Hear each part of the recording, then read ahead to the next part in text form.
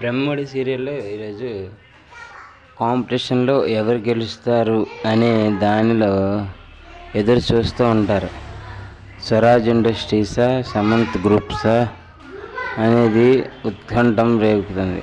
అంతలో కావ్యని తన డైరెక్టర్ సురేష్ ఒక పక్కన కూర్చోబెడతాడు సీట్లో. అది చూస్తూ రాజ్ ఆలోచిస్తాడు, కావ్య ఎందుకు వచ్చింది, ఏం పని మీద వచ్చింది అని. అలాగే కట్ చేస్తే స్వప్న కూడా చెప్తుందన్నమాట, రాజ్కి అవార్డు వస్తుంది, ఈ అవార్డు వచ్చినప్పుడు నువ్వు కౌగిలించుకొని విషయం చెప్పు అని చెప్పినా, నేనేం తప్పు చేశానా, మోసం చేశానా, నేనెందుకు చెప్పాలి, నేను రాజీ పడను. అయితే అటు చూస్తే రాజుకి ఇటు కావ్యకి చెప్పలేకపోతున్నానని బాధపడుతుంది.